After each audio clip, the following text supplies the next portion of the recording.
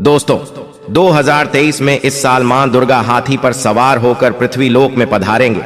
शास्त्रों में वर्णित है और मान्यताओं के अनुसार अगर शारदीय नवरात्रि पर यदि माता दुर्गा का आगमन उनके वाहन सिंह पर नहीं बल्कि हाथी पर होगा तो मान्यता है कि माता दुर्गा का हाथी पर सवार होकर आना बहुत ही शुभ और कल्याणकारी माना जाता है। जीवन सुखमय हो जाता है, भक्ति का भरपूर लाभ भक्त जनों को मिलता है। दोस्तों, इस बार नवरात्रि पूरे 9 दिनों तक मनाई जाएगी ना, एक भी दिन कम न ज्यादा, पूरे 9 दिनों तक मनाई जाएगी। मां शेरावाली की विशेष रूप से पूजा आराधना की जाएगी। शारदीय नवरात्रि का महापर्व इस बार 2023 में 15 अक्टूबर दिन रविवार से शुरू होकर 23 अक्टूबर सोमवार के दिन समाप्त होंगे। ऐसे में शारदीय नवरात्रि पर माता दुर्गा की कृपा पाने के लिए कलश स्थापना का शुभ मुहूर्त है 15 अक्टूबर को दिन में 11:44 से दोपहर 12:28 तक कलश स्थापना का शुभ मुहूर्त रहेगा। तो आइए दोस्तों, जानते हैं नवरात्रि में क्या नहीं खाना चाहिए और कौन सा फल खाना आवश्यक है और क्या नहीं पीना चाहिए। आज हम विस्तार से आपको बताएंगे दोस्तों। शास्त्रों के अनुसार बताए गए भारत में चाहे किसी भी प्रकार का व्रत या त्योहार क्यों न हो, उनसे जुड़े नियम का पालन करना अति आवश्यक माना जाता है, क्योंकि जो मन के मुताबिक किया जाए वो संघर्ष नहीं कहलाता। कहा जाता है कि मनोकामना को पूर्ण करने के लिए थोड़ा सा संघर्ष यानी कि तपस्या तो करनी ही पड़ती है। इसीलिए ऐसी मान्यता है कि हर पूजा विधि और सभी व्रत पूर्ण विधि विधान से किया जाना चाहिए, तब आपको व्रत का पूर्ण लाभ फल मिलता है, आपकी सभी मनोकामना पूर्ण हो जाती है।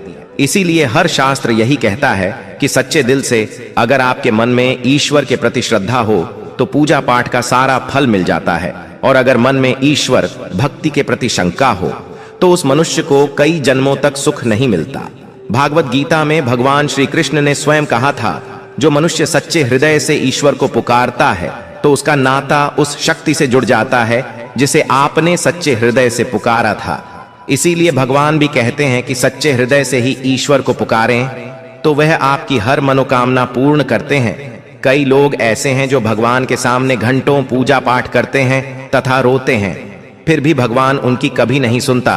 दरअसल जब आप सच्चे मन से ईश्वर को पुकारते ही नहीं हैं तो भला वह आपकी पुकार कैसे सुनेंगे। दोस्तों, ये तो थी वो बातें जो भक्त और भगवान के बीच की है। अब हम जानते हैं नवरात्रों के दौरान क्या नहीं खाना चाहिए और क्या नहीं पीना चाहिए और कौन सा फल खाने से व्रत संपूर्ण और सफल हो जाता है। नवरात्रि के दिन से जरूर खाना चाहिए फल।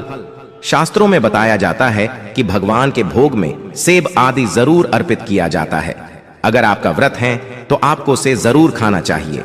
केला, पपीता, तरबूज और मीठे अंगूर जरूर खाना चाहिए। इन फलों से व्रतधारी को शक्ति मिलती है और व्रत संपूर्ण हो जाता है। शास्त्रों में बताया जाता है कि नवरात्रों के दिनों में सीताफल जरूर खाना चाहिए। सीताफल खाने से बीमारियां हैं जो खत्म हो जाती हैं। माना जाता है कि नवरात्रों के दिनों में सीताफल का घर में प्रवेश होना बड़ा ही शुभ माना गया है। सीताफल खाने से नवरात्रि का व्रत सफल हो जाता है, क्योंकि इसमें माता सीता का आशीर्वाद मिला हुआ होता है। नवरात्रि के दौरान इसे जो भी खाता है उसे दुखों का सामना नहीं करना पड़ता। सीताफल आपको जरूर खाना चाहिए दोस्तों। नवरात्रों में व्रतधारी को डब्बा बंद लस्सी, डिब्बा बंद जूस नहीं पीना चाहिए। उसमें कई केमिकल मिले होते हैं जिसके कारण आपका व्रत टूट सकता है। जब भी आप फलों का जूस पिए तो याद रखें उसमें नमक नहीं डालें, नहीं तो व्रत टूट जाएगा। साथ ही साथ जूस में बर्फ भी नहीं डालना चाहिए। फलों का सादा जूस पीने से व्रत सफल होता है। दोस्तों, नवरात्रि के दौरान सिंघाड़े का आटा या कुट्टू का आटा खाने से पहले यह देख लें कि आटा पुराना नहीं होना चाहिए, क्योंकि पुराने आटे में कीड़े वगैरह पड़ जाते हैं जिसके कारण आपका व्रत टूट सकता है, क्योंकि ये छोटे छोटे कीड़े हमें दिखाई नहीं देते और आपके मुंह तक पहुंच जाते हैं। ऐसा आटा खाना मतलब कीड़े मकोड़ों का मांस खाने के बराबर माना गया है।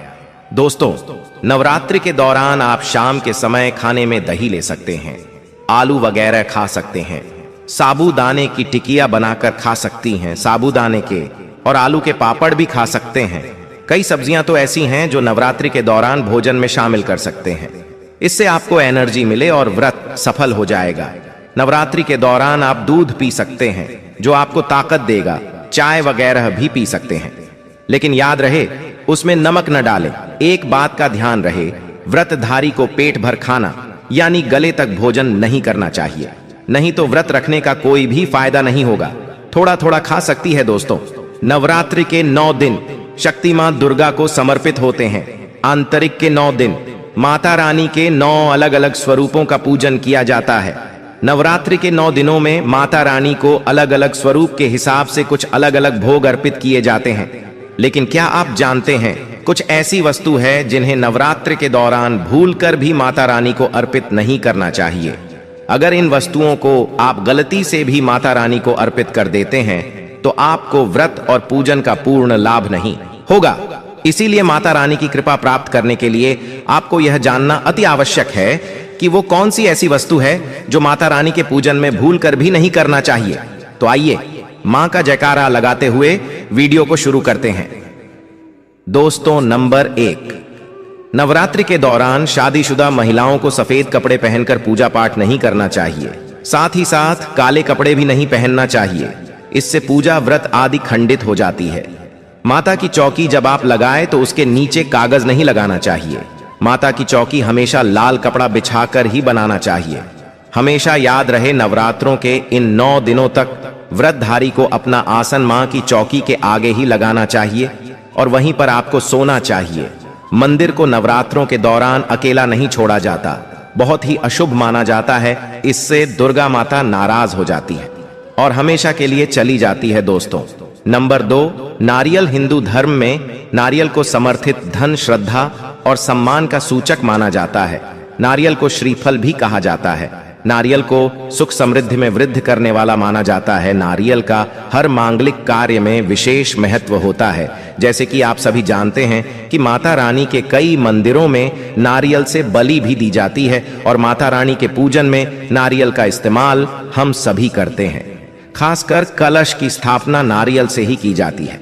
माता रानी के पूजन में हम नारियल इस्तेमाल करते समय कुछ गलतियां कर बैठती हैं। दोस्तों, नारियल कई प्रकार के होते हैं, एक हरा दूसरा सूखा, जिसके अंदर पानी होता है, जिनसे नारियल के अंदर पानी होता है।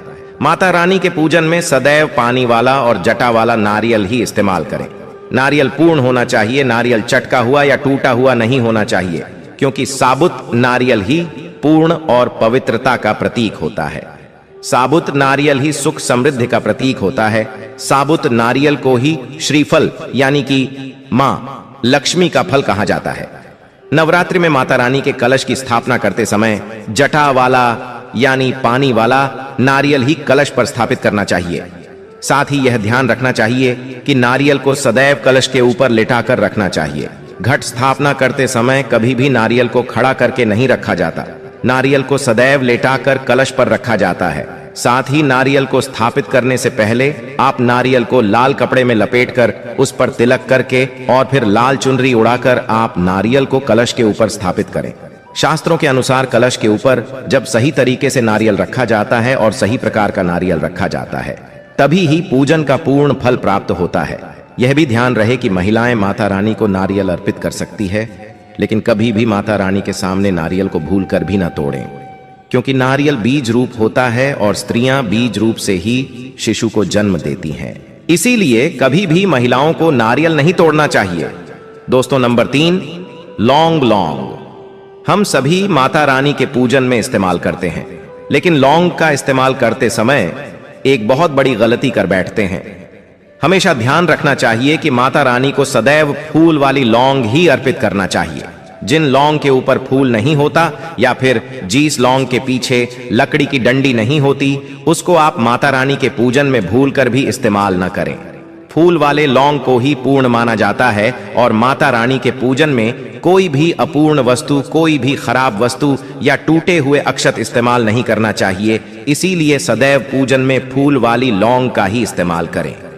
दोस्तों, नंबर 4, तुलसी के पत्ते अर्पित नहीं करना चाहिए। मां दुर्गा की पूजा में तुलसी पत्र का इस्तेमाल करना वर्जित माना जाता है। तुलसी पत्र के अलावा आंवला भी माता रानी को अर्पित नहीं करना चाहिए और दूर्वो भी माता रानी को अर्पित नहीं करना चाहिए। दूर्वा भगवान श्री गणेश को अति प्रिय है। नवरात्रि में आप भगवान गणेश को दूर्वा अर्पित कर सकते हैं। भगवान विष्णु जी को तुलसी के पत्ते अवश्य अर्पित कर सकते हैं, लेकिन माता रानी को भूलकर भी तुलसी के पत्ते या दूर्वा अर्पित न करें। माता रानी को सफेद फूल भी अर्पित न करें। माता रानी को सदैव लाल रंग के फूल अर्पित करने चाहिए। लाल रंग के फूल माता रानी को अति प्रिय है। खासकर माता को गुड़हल और कमल के फूल अति प्रिय है। शास्त्रों में बताया जाता है कि घर में माता रानी की 2 या 3 मूर्तियां या फोटो नहीं होने चाहिए। इस बात का भी आप विशेष ध्यान रखें कि माता रानी के पूजन में कोई भी खंडित चीज इस्तेमाल न करें। खंडित चीज जैसे कि छटका हुआ या टूटा हुआ दीपक या फिर चटका हुआ कोई बर्तन। साथ ही यह भी ध्यान रहे कि लोहे के और प्लास्टिक के बर्तन आप माता रानी के पूजन में इस्तेमाल न करें, क्योंकि प्लास्टिक के चाइनीज बर्तन हड्डियों के पाउडर से मिलकर बनते हैं। ऐसा न करें। ऐसे बर्तनों को माता रानी के पूजन से सदैव दूर रखें। माता रानी को जो कुछ स्थापित कर रही है उन्हें सूंघे नहीं सूंघेते हुए फूल या गिरे हुए फूल या फिर मुरझाए हुए फूल माता को अर्पित न करें। दोस्तों, कमेंट बॉक्स में लिखें जय माता दी। जानकारी पसंद आए तो एक लाइक जरूर कर दीजिए। और इस वीडियो के संबंधित और नवरात्रि के संबंधित आपके पास कोई भी सवाल या कोई भी प्रश्न हो तो हमें कमेंट बॉक्स में जरूर पूछें। धन्यवाद।